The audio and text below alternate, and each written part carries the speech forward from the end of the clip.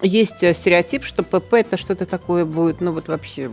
Опять будет развиваться вот это вот РПП в сторону вот это ничего не есть, два пальца в рот и так далее. ЗОЖ, 3 первые буквы, которые всех бесят. И что она на самом деле врала. И так же, как и они сами себе, скорее всего, врали, что им вот окей, в 200 килограмм. Прием пищи на ходу, прием пищи быстрый, прием пищи неосознанный, он приводит к нарушению пищевого поведения. Белки, жиры, углеводы и рекомендации, сколько кому нужно, они на самом деле не работают. Это большая тарелка, там размазан какой-то соус и маленький шарик непонятно чего, Да, и как я этим наемся. Оземпик не решает основную проблему. Он не меняет пищевые привычки, пищевое поведение. Для того, чтобы мы насытились, это очень интересный факт. Нам нужно минимум 15 минут контакта с едой. Иногда вот гречка с тушеной курицей и овощами, она лучше сыграет, чем какой-то там лосось с киноа. Еда – это самый быстрый способ доставить себе удовольствие.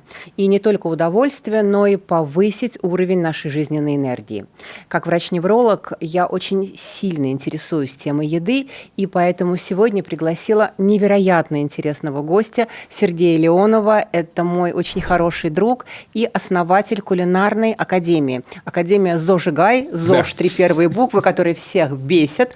И самое главное, что мне очень хочется с тобой обсудить, вот такие вот спорные вещи. Хорошо. Обсудить мифы, обсудить то, действительно ли еда – это способ доставить удовольствие, или сейчас этот эволюционный механизм стал уже ахиллесовой пятой современных людей. Поговорить, возможно, об оземпике, поговорить, возможно, о том, дорого готовить самой, долго ли готовить самой, потому что у тебя 50 тысяч выпускниц по всему миру, 7 лет существует твоя академия, и твой слоган – это «вкусно и полезно» синонимы. Совершенно верно. И вот первое, что хочу спросить, прежде чем начну, дорогие зрители, очень важны будут ваши комментарии, поэтому оставляйте их под этим видео, мы обязательно ответим на каждый, но прежде всего ответит, конечно, мой гость. И я, безусловно, подготовилась, но уверена, что мы пойдем с тобой в ритме джаза. По ходу пьесы разберемся. По ходу пьесы разберемся. Вот скажи мне, пожалуйста, ты очень плотно занимаешься едой, очень плотно занимаешься тем, что учишь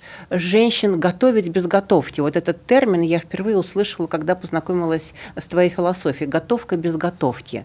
Как это возможно? Смотри, в здоровом питании есть много таких триггеров, которые останавливают людей даже от попыток. Это дорого, это сложно, это невкусно, семья не оценит, и в том числе, что это долго готовить. Но на самом деле, если взять мои мозги, условно говоря, и использовать технологию быстрых смарт-заготовок, которые ты потом трансформируешь в различные блюда, они очень простые, я сейчас примеры расскажу, то ты время на кухне проводишь минимум. То есть тебе надо готовить, но гораздо меньше, чем если бы ты готовила самостоятельно в обычной жизни привычную еду. Потому что мы все-таки говорим в контексте здорового питания, что домашняя еда, которую ты сама приготовила, она в любом случае полезнее, ценнее для тебя, чем покупные полуфабрикаты, либо вот готовая еда в пластиковых контейнерах, сейчас, которая продается. Вот. А на простых примерах ты можешь сварить быстро курицу, куриный бульон, у тебя есть отварное мясо, у тебя есть бульон, ты можешь параллельно запечь овощи. Овощи ты можешь использовать в салате, ты можешь использовать их как гарнир, в холодном, в горячем виде, ты можешь кинуть их в бульон, сварить суп. И таким образом вот есть набор таких быстрых заготовок, благодаря которым ты их приготовила за там, 1,5-2 часа, условно, там, в среду, тебе на 3-4 дня их хватает, чтобы ты просто открывала холодильник и из них собирала маленький конструктор. Быстро очень, тратив там 7-8 минут в день на прием пищи. То есть это система. Да, конечно. Это система, и знаешь, вот с точки зрения мозга, ведь это очень интересно, когда ты управляешь процессом. И, по сути, это можно рассматривать как антистресс-упражнение. Возможно. И тут вообще тут очень много бенефитов в плане того, что в плане нервов. Ты не нервничаешь, что тебе съесть, а полезно ли это, а не перебрал ты, а не навредил ли ты себе. У тебя есть заготовки, твоему мозгу спокойней. Он знает, что он из этого соберет лего. И тут помимо все-таки вот этих заготовок, системы, важны знания. Как в любом, вот в любой сфере важны знания. Мы когда боимся, когда мы чего-то не знаем. Совершенно верно, да. мы вот этот страх проживаем, каждый по-разному. Кто-то атакует, кто-то прячется. То же самое в еде происходит. Кто-то начинает орать: да вы там зожники, да тут ничего нет, у меня дед до 100 лет дожил и ничего. Другой затихает и так далее. Но проблема-то у них одна. У них нет знаний. Как только они знания эти получают, они расслабляются. Да. Плюс они получают знания, плюс они получают понятную заготовку в холодильнике. И все. Если у нее проблема, которая мешает ей перейти на здоровое питание, это готовить долго, то готовка без готовки ей эту проблему закрывает. Она ей показывает, что это неправда, что это баг в голове, который очень легко раскрывается с помощью знаний и заготовок. Все. Если вы чувствуете, что уровень вашей внутренней батарейки стремится к нулю, кофе стал лучшим другом, а желание выспаться нарастает с каждым днем, то вполне возможно пришло время задуматься о том, как научиться повышать уровень своей жизненной энергии. И здесь на помощь приходят законы нейробиологии, которые всего за 3 недели и 5 простых шагов помогут вам это сделать. Ссылка на мою новую программу «Фундамент жизни» ждет вас внизу. А слушай, у тебя в основном женская аудитория, верно? Да, 98%. И вот ты сказал, что зожники и же с ними всякие разные прилетают, как сейчас принято говорить, хейтерские моменты. Вот какой был самый такой яркий хейтерский момент в сторону того, что есть конструктор, есть система, все просто понятно, буквально пару минут, и у вас готовая еда? Много было возражений по поводу того, что только свежеприготовленная еда полезна, что разогретая еда не имеет ничего общего со здоровьем. Но это на самом деле брехня. Везде есть срок хранения, есть шелф-лайф. В среднем домашняя еда хранится до 72 часов. Соответственно, мы заготовку можем планировать на 3 дня. Плюс есть понимание, кислые соусы, которые до недели хранятся, то есть где pH низкий и так далее. Но это опять же знания. То есть это биохимия кухни, по сути, знать биохимию. Простые химические процессы. Если нет знаний, соответственно, вот такие комментарии вылазят. Что еще было? Типа, мне скучно будет такое есть, я люблю разнообразно. Да, наверное, все. Угу. И вот смотри, какая интересная вещь. Ты сказал, что у тебя уйдет 7-8 минут на еду. Доготовку, да. Вот, потому что здесь очень важно уточнить, что готовка 7-8, потому что для того, чтобы мы насытились, это очень интересный факт, нам нужно минимум 15 минут контакта с едой, чтобы мозг получил сигнал о том, что мы сыты. Потому что вот это прием пищи на ходу, прием пищи быстрый, прием пищи неосознанный, он приводит к нарушению пищевого поведения, он приводит к тому, что мы переедаем и очень часто не чувствуем вовремя, чувствуем вот это насыщение. Да, тут есть еще во всем в этом есть другая проблема. Почему у нас много людей с лишним весом? Мы переедаем. Почему мы переедаем? Потому что у нас еда не сбалансирована. Если у нас рацион сбалансированный, его переесть практически невозможно. Мы едим много еды, которая содержит много калорий, и мы едим мало еды, которой мало калорий. Овощи. Почему все твердят: ешьте больше овощей? И люди такие: ой, мне надо есть больше овощей, потому что это полезно. И не хочется. Но на это надо смотреть по-другому. Нужно есть больше овощей, чтобы оставаться сытым и не переедать. Тогда ты будешь спокоен, тебе не надо съедать вот эту, знаешь, кето-конфетку, в которой 500 калорий в одной. Ты можешь съесть обычный какой-то десерт, например, ты можешь съесть миску салата. Это будет правильнее и... моей психике будет точно спокойнее, когда еды будет такой приличный объем. То есть я правильно понимаю, что еды должно быть много для того, чтобы мозг уже понимал, что мне достаточно? Мне, моим ученицам, мы же все равно у нас типажи одинаковые, как подобное к подобному притягивается.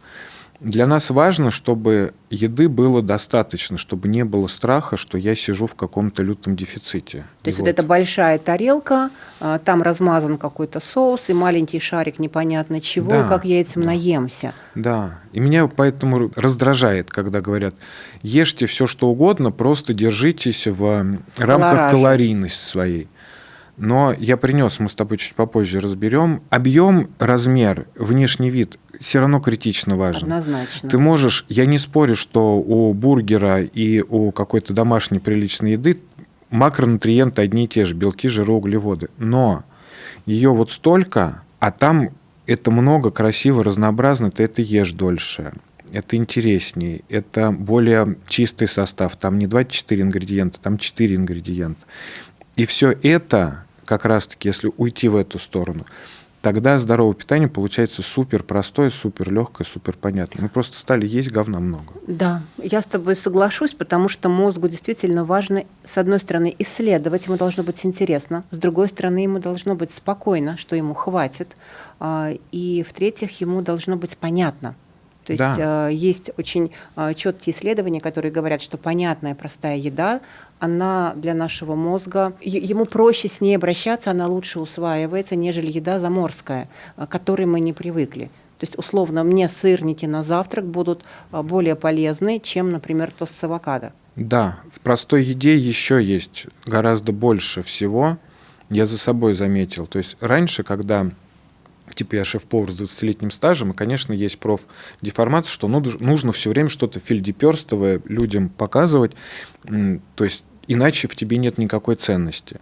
Но постепенно я понял, что в простой еде бенефитов гораздо больше зачастую. Почему? Потому что фельдеперстовую еду готовить зачастую тяжело, и действительно нет времени и желания. И энергозатратно. И когда у тебя ЗОЖ ассоциируется именно с вот этой вот красотой, вот это вот сложно, вот этот соус хрустит, лежит и так далее, а у тебя жизнь современная, она идет. И бывают моменты, когда нет времени, нет желания, нет сил. Это нормально. И в этот момент, когда ты ешь простую еду, ну, условно, ты сварил себе там гречку, положил курицу какую-то тушеную и просто взял, похрустел огурцом обычным, ты в этот момент про что думаешь? Что ты сэкономил время, но не предал себя, свой организм. Да.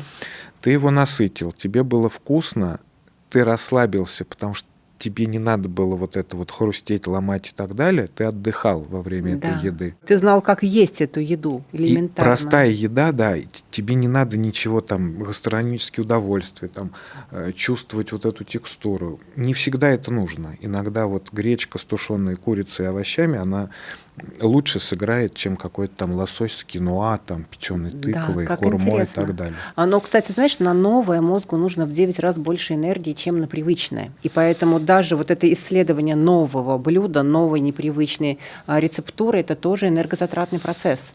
Да, я изначально построил на этом академию, что у меня было все вот такое вот необычное. Да, финтеперсовое, как ты говоришь. Да. Но в итоге по опыту учениц моих и клуба моего мы увидели, что ученицам вот такие блюда окей в праздничные выходные дни. Для них готовка – это в том числе и хобби.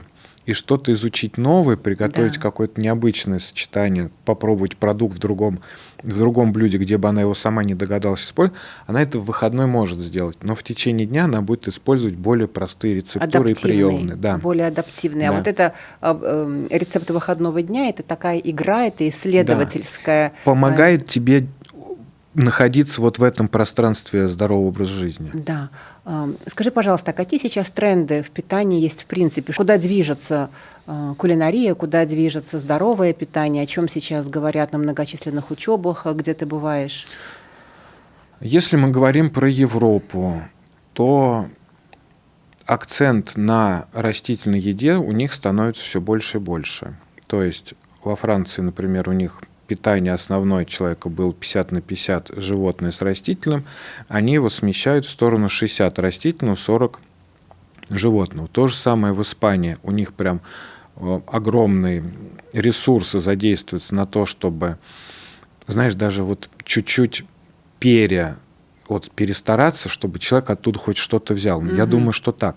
Потому что у них прям культ вот это вот веганство, сыроедение, ешьте мясо только по выходным и так далее. Я понимаю, что это сделано специально для того, чтобы человек хотя бы там на 10-15% снизил долю чтобы хоть как-то оздоровил себя. Да, животного рациона для этого. Поэтому и программы в институтах, в том числе, построены целиком вот дать как можно больше знаний в плане вкусного приготовления растительных блюд.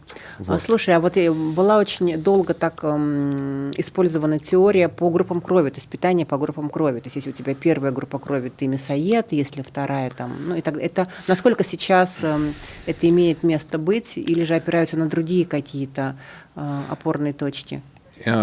Как это? В этом есть одна плохая новость, что исследования показывают сейчас то, что вот тот базис, который построился, на котором до сегодняшнего момента мы жили, белки, жиры, углеводы и рекомендации, сколько кому нужно, они на самом деле не работают. А что работает? Что работает? Никто не знает, знают одно, что мы супер индивидуальные, и подобрать, разделить нас по каким-то понятным группам, на 2, на 3 группы, невозможно, потому что нас гораздо больше. Угу. И что с этим делать? Вот сейчас тот период, когда все осознали такие, окей, наши рекомендации не работают на всех, угу. Нам нужно что-то придумать. Сейчас это все придумывается. Вот.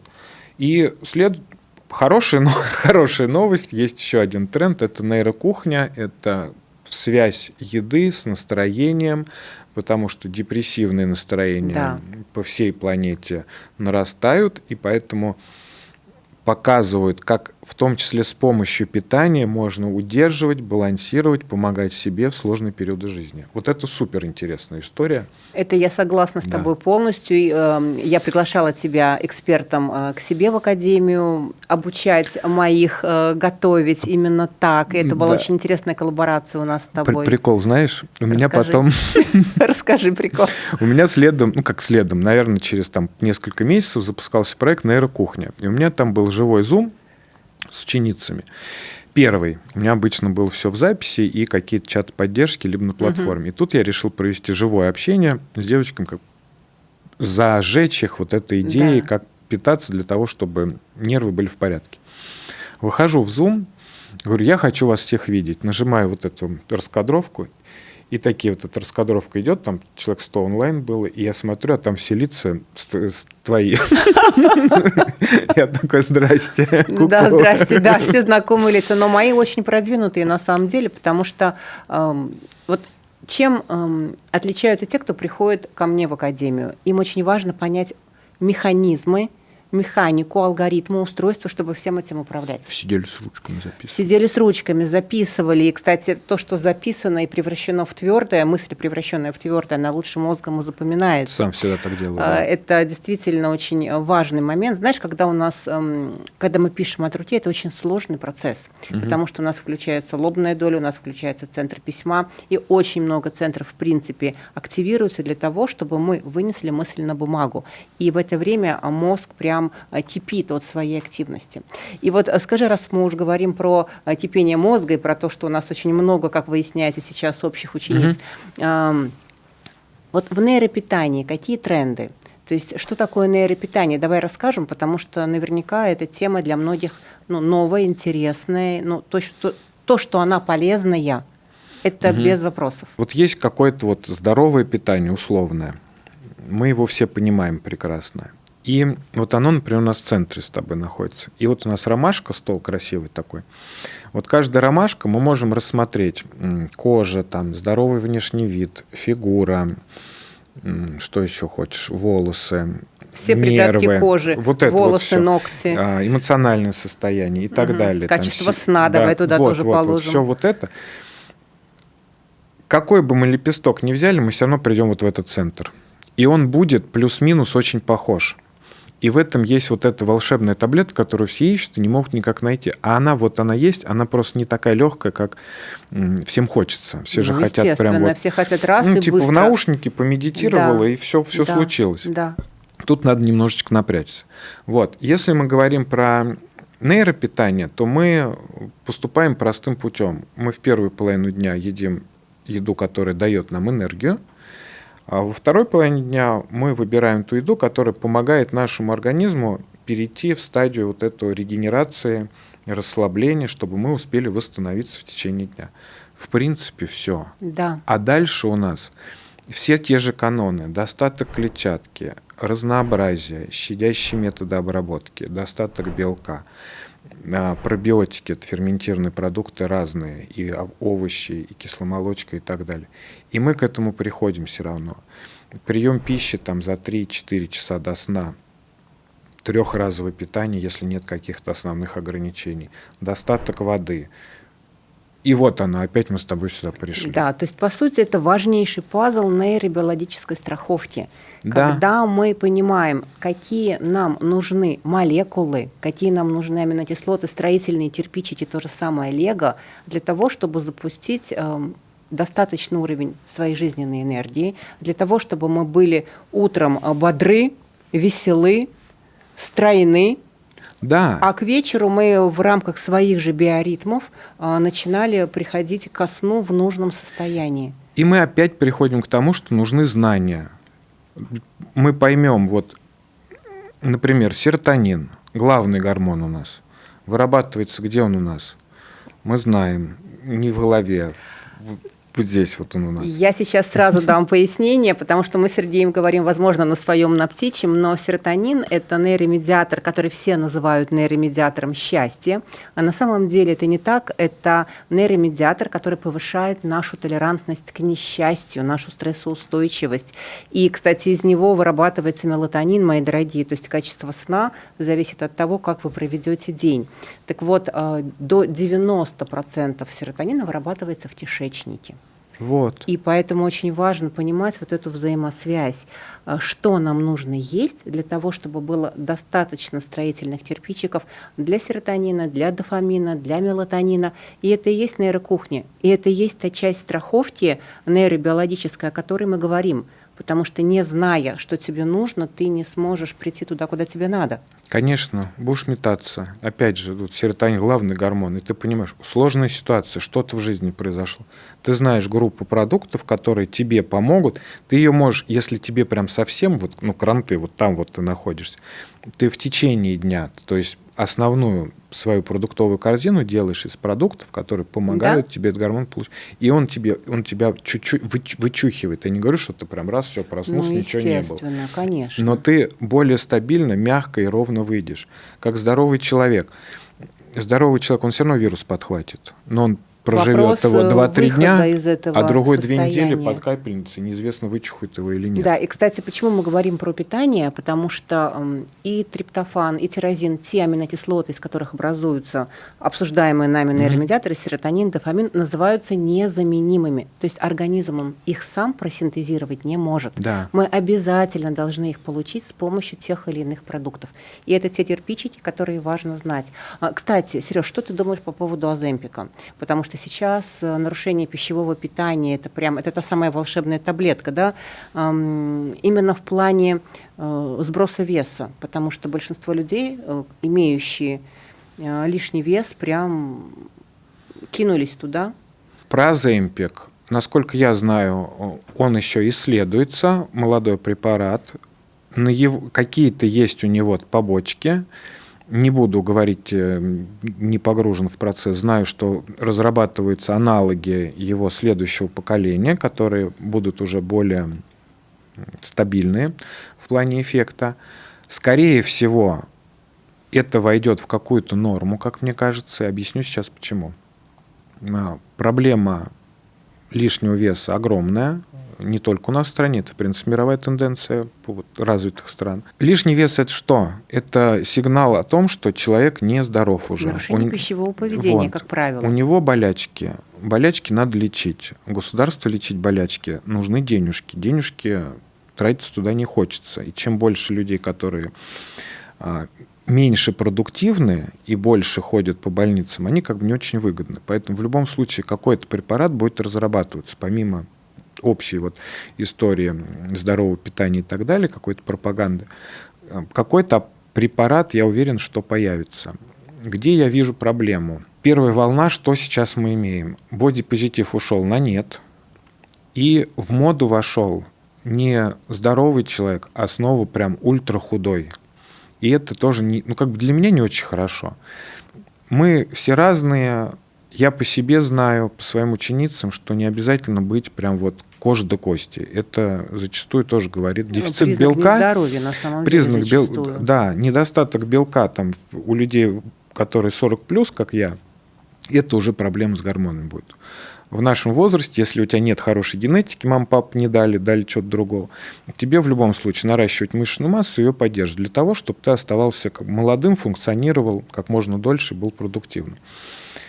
Оземпик не решает основную проблему. Он не меняет пищевые привычки, пищевое поведение. Как порнографию человек ел, как у него сформированы чипсы, пивасики, еда бомжеватого ребра. вида. Да, я ее называю помоечной едой. Так он ее и продолжит есть. То есть он физически не ощущает голода, он будет ее есть меньше, но так как она ультраобработанная, там нет достатка клетчатки, витаминов, микроэлементов и так далее. Исследования тоже 2024 года показывают, что у нас мы уже не восприимчивы к большому количеству пробиотиков, потому что мы, вот если в общем количестве нас брать как людей, вот одну группу, мы настолько мало всего приличного едим, вот, ультраобработанного настолько много, что мы уже, организм перестал воспринимать приличную еду. Вот. И тут дальше вопрос. С точки зрения мозга и какого-то уважения, любви к себе, к принятию к себе, поможет ли этот препарат человеку ощущать себя сильным, если он не может элементарно выстроить свое питание и прибегает к укольчикам? Я не уверен, я бы не смог с этим жить. Мне тяжело. Я, например, в молодости выпивал, хорошо выпивал. В ресторанах работал, у нас как бы это обязательно. Не пьешь, значит, не можешь в ресторане работать. И когда я основал Академию «Зажигай», я бросил пить. Я 7 лет не пью, вообще не пью. Потому что для меня непозволительно рассказывать человеку про здоровое питание и вместе с этим там вечером устроить себе вот эту вакханалию. Из-за того, что я сделал вот это решение, мне очень хорошо с этим. Я себя чувствую, вот знаешь, вот с выпрямленной спиной. И для меня это важно. В том числе, это про вот, в принципе, честность, да? Про честность к самому себе, про честность к тем людям, которых ты обучаешь, в том числе. Это... Ты как такой какой-то наркоман. Ты вроде ты стройный, не больной, но тебе нужна доза. Какой-то ненатуральный. То есть твоя стройность нечестная, ненатуральная, не созданная тобой, созданная искусственно. Да, то есть тебе жизнь дали, а ты ее, такой прошляпил. И потом, знаешь, вот эта вот история, она тоже очень интересная. Ведь я наблюдаю, у меня достаточно много пациентов, которые принимают этот препарат по разным причинам. Есть те, кто сами себе назначили, потом приходят ко мне решать определенные проблемы. Есть те, которым назначили эндокринологи именно по показаниям, потому что в эндокринологии это действительно прорыв на самом деле в лечении диабета. Так вот, про что история? Теряется очень большой кусок кайфа, именно здорового кайфа, который мы получаем от правильного питания, который мы получаем от контакта с жизнью, потому что не зря же эволюция сделала еду самым простым способом доставить себе удовольствие.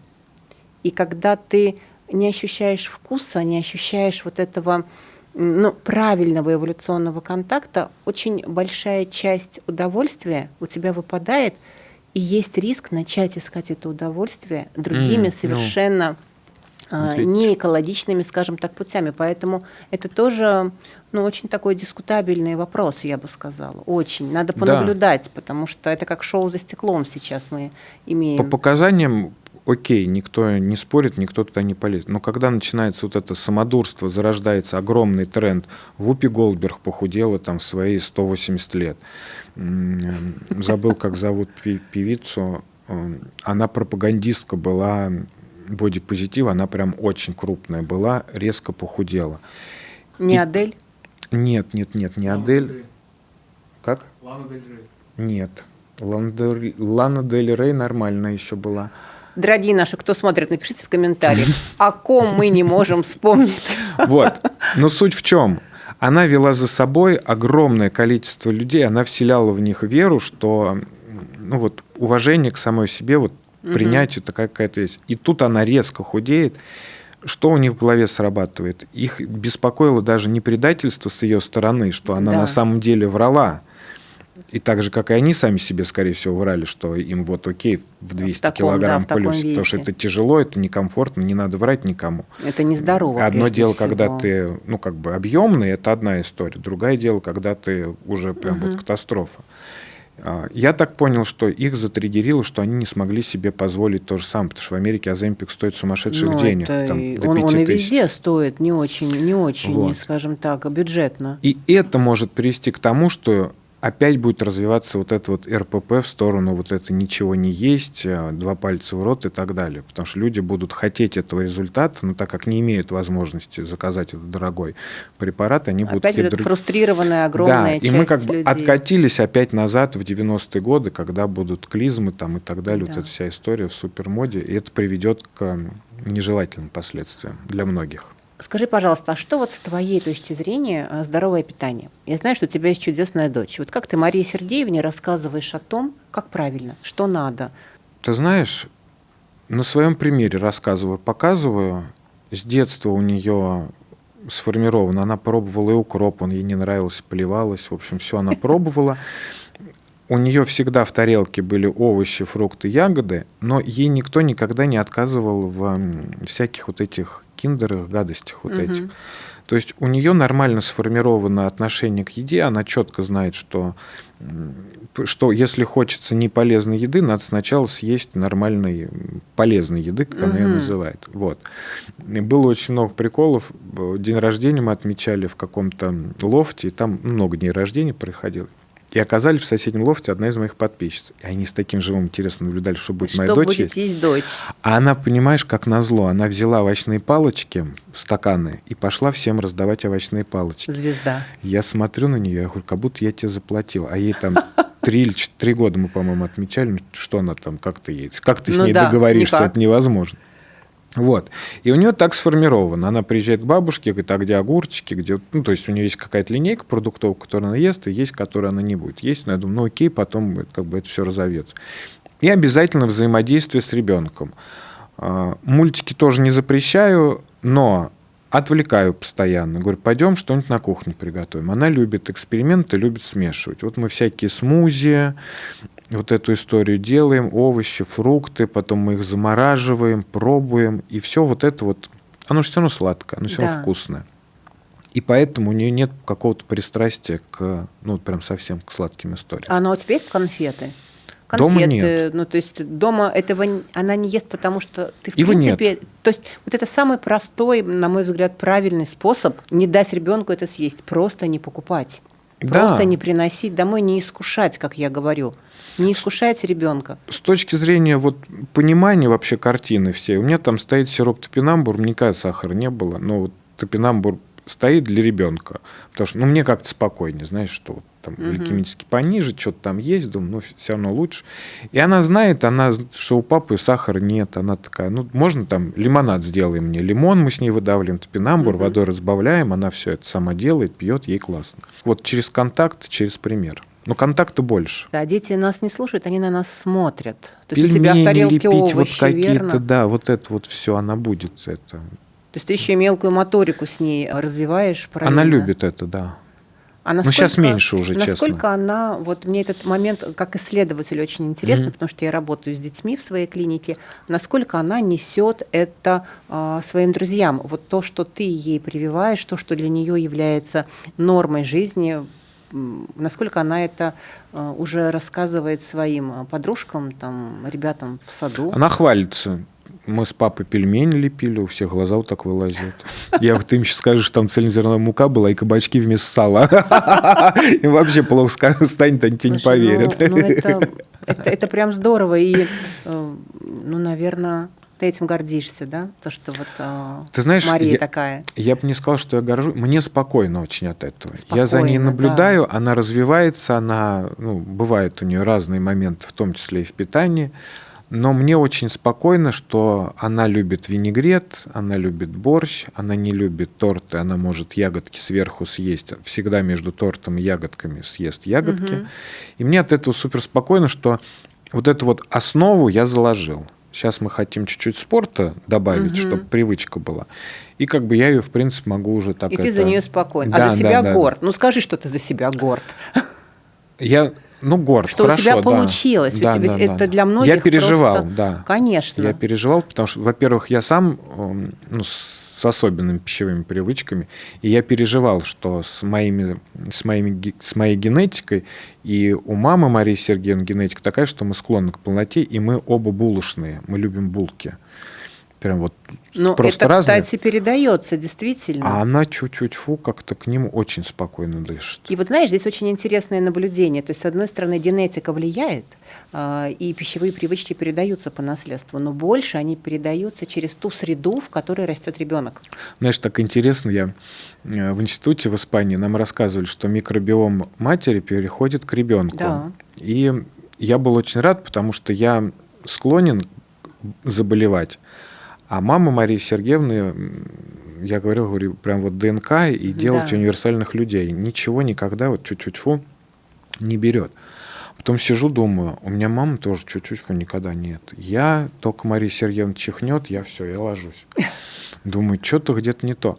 А потом все равно анализирую серотонин, эмоции, кишечник, и я понимаю, что я оптимист по жизни, как мама. Да. Мне вообще все до балды. То есть вот какая вот произойдет трагедия, я переживаю, но я всегда найду какой-то момент, либо поржать над этим, либо простебать. Адекватный в общем, оптимист. Пережить через радость вот эту всю историю, через смех. Я думаю, значит, все равно какая-то там от мамы что-то мне перепало. А то я хотел писать, я точно неприемный.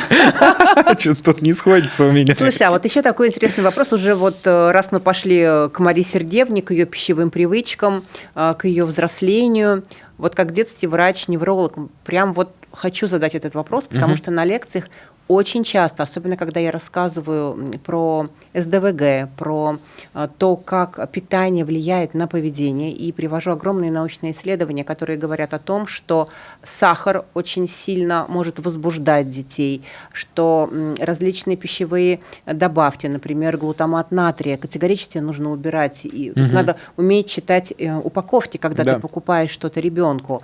Вот насколько то, как ест твоя дочь, то есть там нету быстрых углеводов в большом количестве, насколько я понимаю. Но если они есть, они компенсируются медленными, они после приема белка, жиров. Да, то есть у тебя есть определенная правильно выстроенная система питания ребенка, правильная с точки зрения мозга, правильная с точки зрения возраста. Вот как и отличается ли ее поведение от ее среднестатистического сверстника, который ест чипсы, пьет колу, заедает все это булками, кириешками и так далее? Есть у тебя такие вот наблюдения? Ты знаешь, я вот связи с едой не проводил, но она у меня самодостаточная. То есть у нее нету вот этой привязки к родителям, вот болезненный, знаешь, когда вот нельзя ребенка оторвать, орет как вот это чрезмерная привязанность. Когда мы какие-то мероприятия у нас вместе с друзьями и так далее, она может спокойно уйти одна играться, либо повзаимодействовать с детьми, если ей дети надоели, она спокойно уходит. У нее вот с этим прям четкие границы, и она в этом плане достаточно спокойная. Вот. Больше ничего такого, честно, не замечал. Ну вот ради интереса понаблюдай, потому что есть среднестатистическое поведение современного ребенка, от которого у родителей просто волосы встают дыбом. Нет, у меня такого нет. Вот для тебя просто это тоже норма, ее поведение. Я боженьку всегда благодарю, говорю, мне дали ребенка, другого я бы просто не вывез. А вот здесь как раз-таки, Сереж, это очень четкая связь с правильным питанием. Не думал. Очень четкая. Спасибо. Потому что и это прям, ну вот, как врач, я тебе могу даже справку выписать, что правильное питание, оно очень сильно влияет на поведенческие особенности ребенка, на ее эмоциональную составляющую. Вот это вот эмоциональная зрелость ее, когда ей не нужно быть привязанной к маме, или когда она не боится пойти и поиграть самостоятельно, находит себе занятия. Это круто, это очень круто. Она вообще уходит, я пошла к себе в комнату, вы ко мне не заходите, меня не беспокойте. Ну, звезда, просто звезда. Давай развеем какие-то мифы. Я знаю, что ты принес какие-то очень интересные баночки, бутылочки, обещал меня чем-то напоить, накормить. Да. Давай развеем интересные мифы про питание. Давай начнем с восхищения женщинам. есть такое убеждение, что здоровым питанием есть период, когда заниматься, например, поздно, либо слишком рано, и что им вот занимаются вот эти вот богатые 35-летние, 40-летние Да, у которых женщины. много времени, много денег, Да, и некуда да, это все и пристроить. муж все заработал. У меня в академии огромное количество женщин от 60 записывают, интересуются, применяют не только для себя, но и для своих внуков. Обалдеть. Потому что для них критично важно, когда приедет внук, приготовить ему что-то полезное. Они поэтому занимаются. Это прям вот какая-то пост благодарности всем женщинам. Вы большие молодцы. Не унывают, в отличие, и на Оземпик не уповают. Да. Приходят, пишут, идут готовить, применяют. Но вот это, знаешь, опять-таки, с точки зрения мозга, если мы это раскроем, у людей есть интерес, у людей есть цель в жизни, у них вот этот вот интерес исследователя, который не дает им и их мозгу стареть. Это же самое важное, когда тебе интересно жить. Да. И это про тот уровень жизненной энергии, жизненного либидо, то есть когда тебе интересно. Ты кайфуешь, тебе вот поразбирать, а что там капустка, укропчик. Самая взрослая ученица у нас 74 года. Ты знаешь, у меня в академии тоже, у нас прям вот есть доска почета, и ей 74 года было. Самый молодой 18, а вот самый такой зрелый, мы очень долго подбирали термин, возрастная, это самый зрелый, такой, 74. Да. И это новые 50, согласись? Это новые 50. Согласен. Показывай, что ты принес. Вот, мы рассказали про то, что здоровому питанию все возрасты покорны, нет никаких рамок, всегда можно от Марии Сергеевны до прабабушки Марии Сергеевны, никогда не поздно начинать. Во взрослом возрасте, в принципе, у нас сокращается количество пробиотиков в кишечнике, и нужно на постоянной основе ферментированные продукты добавлять, ну, либо какие-то кисломолочные и так далее. Вот. И на примере мы сейчас капусты с тобой и напитков разберем дорого, алкоголь и разницу между покупным и домашне приготовленным с умом сделанное. Вот. Начнем с дорого. В магазинах действительно дорого. То есть мы развенчиваем миф про то, что правильное питание и домашняя готовка – это дорого. Да, в современных реалиях правильное сбалансированное питание, приготовленное дома своими руками, может значительно сократить траты в своем бюджете, если мы сравниваем с обычным магазинным ассортиментом, скажем так. Например, капуста кимчи 150 грамм в магазине стоит порядка 300 рублей. Я не знаю, откуда, я знаю, откуда цена берется. Аренда, персонал, налоги, упаковка, все прочее, транспортировка, риски, которые производитель несет в магазине, магазин наценка и так далее, мы за все за это платим. Получаем 300 рублей за 150 грамм капусты.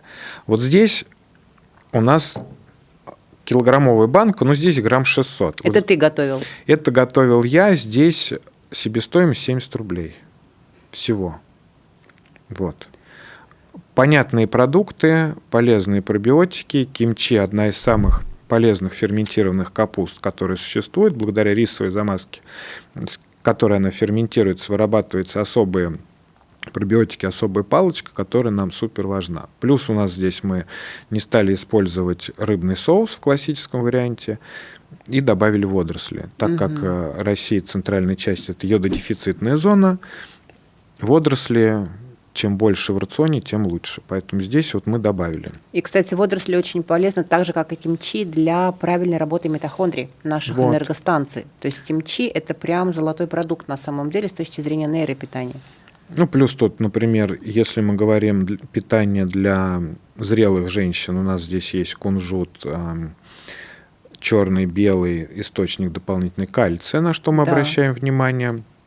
Когда прошел период менопаузы, и мы вышли в зрелый возраст, мы акцент делаем на белке и кальции, в том числе замечательная штука. Вот, это на примере капусты. Я могу про это рассказывать бесконечно долго. Я знаю, как тот самый шизофреник, который сел на свою тему и пошел. Вот, мы попробуем сейчас. Дальше.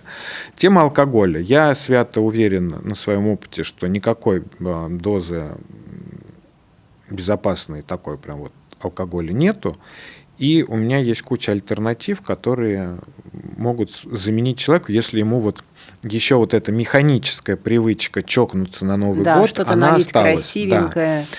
Вот у нас камбуча на вишне с эстрагоном. Это я делал как раз для проекта для зрелых женщин в период менопаузы. Здесь тоже все собрано особым образом. То есть 45 плюс туда. Да, да. Вот. По вкусу это будет прям тархун с вишней. Супер вкусный газированный напиток. Можно сделать со вкусом глинтвейна, можно сделать со вкусом игристого, если просто яблоки, например, использовать, будет как такое шампанское. Прекрасная альтернатива, себестоимость тоже порядка там 35 рублей. Дорого? Сомневаюсь. Дальше, следующий вопрос касаемо здорового питания. Сейчас много транслируется, РППшники, которые считают себя бывшими РППшниками, они рассказывают: ешьте все, просто сбалансируйте. Интуитивное питание. Еды не бойтесь, все замечательно, ешьте, что хотите. Но сбалансировать некоторые продукты достаточно тяжело. В плане чего? Например, покупной тортик, калорийность. Мы взяли медовик, это не самый... То есть ты пока ехал, зашел в маркет и купил? 450 калорий для торта, это покупного, обычного, даже домашнего обычного торта, это в принципе немного, нас тут спасает сметана. Вот, обычный торт будет у нас где-то от 500 до 600 калорий, потому что масло, сгущенка и так далее. Вот у нас вот такой маленький кусочек, 90 грамм. Наедимся? Ну, я думаю, что нет. Я думаю, нет. И когда мы не наедимся, мы будем психовать и нервничать. Ну и за добавкой полезем в лучшем случае. И в итоге велик шанс того, что мы и это съедим, и добьем еще сверху в 2 раза больше. Потому что маленький кусок – это всегда обидно. Я такой большой, великий, и мне что вот это вот, я это есть не буду. Вот порция. И вот порция домашнего медовика. Он супер необычный. Такой никто не делает, но все его любят. Здесь калорий меньше, чем вот здесь. Веса здесь в 2 раза больше. А за счет чего меньше калорий? Здесь крем из цветной капусты. Извращенец. Да. Коржи на основе нута. Тут тут больше белка, чем здесь. Здесь меньше жиров, чем здесь. И здесь больше клетчатки, чем здесь. Отправьте мне рецептик. Вот. Рецептик мы отправим. Я вам предлагаю попробовать. Это один из моих любимых тортов. Новое. Энергии достаточно на это, но любопытство прям раздирает. Значит, это нут и это крем из цветной капусты. Ну, там дополнительные ингредиенты, конечно, есть. Ну, кстати, цветная капуста – это крестоцветная. Говорю тебе, как дочь профессора-биолога, и крестоцветная очень полезна тоже для дыхания митохондрий. Да, для женского здоровья это все супер. Надо было кимчи, а мы с торта начали. Ну, ладно. Собери меня к себе жить. Ну, вкусно же. Очень вкусно, слушай. Правда, очень вкусно. То есть это даже не необычно, это просто вкусно. Это вкусно. Вот. Потому что есть стереотип, что ПП это что-то такое будет, ну вот вообще. И зачастую, вот если у тебя есть знания, ты умеешь готовить вот так, это будет вкуснее, чем та еда, которая тебя привела в ту точку, которая тебя не устраивает. Вот. Она зачастую понятней, вкусней, интересней. То есть, когда мы заказываем еду или покупаем еду, ведь нет никакой гарантии, что там ровно то, что нам обещали, или ровно то, что пишут.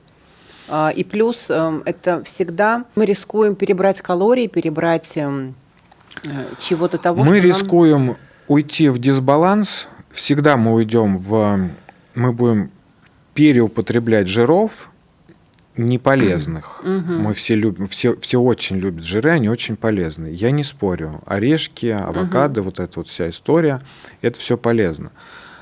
Но женщина 1,57 м роста, например, 50 килограмм, у нее норма жиров будет 50. Она за завтрак лосось с авокадо, соусом голландез, там вот это вот все, она может съесть 90 и не заметить.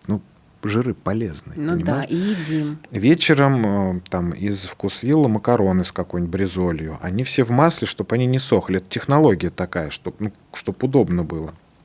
Масло будет обычное самое. Оно там омега-6 больше. Я не Мгм. говорю, что оно вредное, но там омеги-6 больше, чем омега-3, мы уйдем в дисбаланс. Опять же, риск воспаления возрастет. Зачем это делать? Не очень понятно. Я работал сам в сети кофеин, пекарни кофейни, и у нас был grab and go, это когда еду ты можешь вот в коробочке взять с собой. У нас была овсяная каша. Овсяную кашу дома ты запаришь, а она на следующий день какая станет? Твердая. Ну да, клейковина такая. Чтобы она не была твердая, что мы делаем? Мы туда бахаем Маслица. растительного масла. Потому что со сливочной она все равно может затвердить. Растительную хлоп перемешал, и она с производства доедет до точки, и там она еще отстоит. Для того, чтобы вот текстура была хорошая. Но там появились... Овсянка, она сама по себе сбалансирована. Ну там да. белки, жиры, углеводы, все есть. И тут туда масло еще хлоп, и параллельно ты вот это все будешь перебирать. Проблема только в этом. Что касается состава, там могут быть неточности. Но я думаю, в любом случае, я верю свято, что государство Технологии нам дают правильную картинку. регулирует, и там как бы погрешности есть, но они не такие большие, как может показаться, например. Важнее, что мы хапаем в Да. итоге. Например, в магазине винегрет, порция. Ну, лень резать, не хочу, не буду. Там на 100 грамм 7,5 грамм масла. 200 грамм съедаешь, 15 грамм масла съел. Это столовая ложка. Ты столовой ложкой дома заправишь салат на всю семью на 2 дня. И он будет такой же вкусный. То есть это как бы бестолковое потребление еды, которая тебе не нужна. Вместо этого ты можешь эти полезные, ты можешь эти жиры заменить на те, которые тебе нужны, и кайфануть от них. И сам вот этот вот кайф от того, что ты управляешь тем, что с тобой происходит. Кайфушничаешь от Да. того, какой ты молодец. Какой ты молодец, что у тебя получилось, что ты точно знаешь, что ты положил в рот себе, что ты точно знаешь, к чему это приведет. Я еще в магазине, я ж такой Стебучий, я знаю. иду такой по магазину, смотрю, всякую парашу берут, и я такой иду. А я великий. Да. Все люди как люди, а я королева. Вот это вот все. Это тоже приятно, понимаешь? Это как бы стимул Ну, продолжать на всё самом это деле, делать.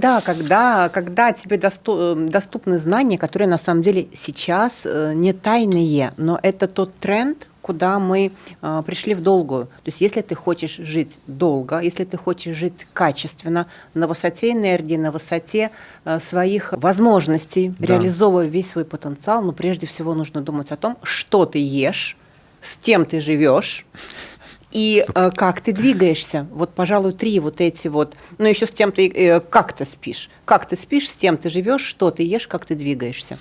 Да. Вот. Учись и персонализируй. Все. Поэтому персонализация, знание, наука, немножко кайфа, чуть больше драйва – это, наверное, тот самый рецепт счастливой, здоровой жизни, который рекомендует нам шеф Сергей Леонов. 100%, да. Сереж, я тебя благодарю. Вам Друзья, спасибо за приглашение. пишите вопросы. Я могу пообещать, что Сергей ответит всем совершенно точно. И рецептик я от тебя жду персонально. Да, Спасибо. я могу вам пообещать, что я отвечу, потому что Анна Владимировна умеет настоять. Умеет настоять. И не только камбучу. Да. Друзья, вы знаете, что для меня ваша обратная связь? Это тот самый дофамин, который позволяет мне приглашать интересных людей, реализовывать ваши идеи в жизнь. И поэтому не пожалейте лайков, не пожалейте комментариев, дайте свою живую энергию для того, чтобы ее стало еще больше.